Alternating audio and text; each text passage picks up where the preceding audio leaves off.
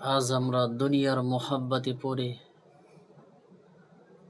মুনসাহি জিন্দেগি নফসে আম্মারার মধ্যে ডুবে আছি। শুধু দুনিয়ার ফিকির করি, অথচ আল্লাহ পাক রব্বুল আলামিন কুরআনুল কারীমের মধ্যে ইরশাদ করেন, আমাল হায়াতুদ দুনিয়া ইল্লা মাতাউল গুরুর। আল্লাহ তাআলা বান্দাদেরকে বলেন, হে বান্দারা, কোন জিনিস আমি রবের থেকে তোমাদেরকে দূরে সরিয়ে রাখছি? স্ত্রী, সন্তান, দুনিয়ার সম্পদ তোমাকে দূরে সরিয়ে রাখছে।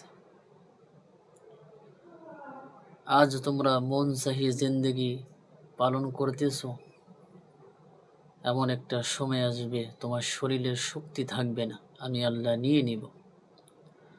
এমন একটা সময় আসবে তোমার চামড়া ঘুষিয়ে যাবে, তুমি ঠেকাইতে পারবা না।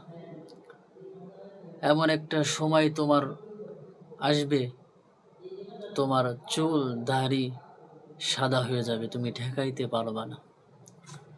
এমন একটা সময় আসবে যে তোমার গালের 32টা দাঁত আমি আল্লাহ একটি একটি করে খুলে ট্রান্সফার করিয়ে দেব, তারপরও তুমি ঠেকাইতে পারবা না। এমন একটা সময় আসবে যে তোমার লাল চাহনি, এই চাহনি আমি আল্লাহ উঠিয়ে নিব, তুমি ঠেকাইতে পারবা না। অথচ আজ আমরা দুনিয়ার ফিকির করে করে নিজেকে শেষ করে দিচ্ছি, আখিরাতকে শেষ করে দিচ্ছি। আল্লাহ তাআলা প্রতিনিয়ত প্রথম আসমানে এসে আল্লাহ তাআলা বান্দাকে ডাকে। আল্লাহ বলেন, ওয়াইজা সাআলাকা ইবাদি আন্নি ফাইন্নী করিব উজিবু দাওয়াতাদ দাঈ ইযা দাআন ফালইস্তাজিবু লি ওয়ালিউমিনু বি লাআল্লাহুম ইয়ারশুদুন। যে বান্দা, আমি তো অনেক নিকটে।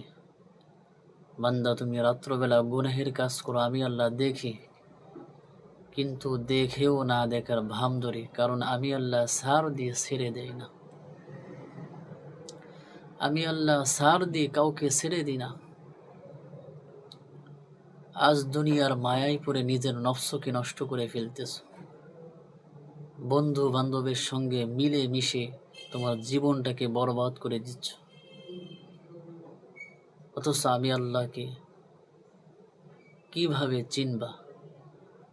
আমি আল্লাহর হুকুম হাকাম কেন মানো না? আজ 5 বেলার নামাজ আমি আল্লাহ ফরজ করছি, কেন সেটা পালন করো না? কেন মন সেই জিন্দেগি পালন করো?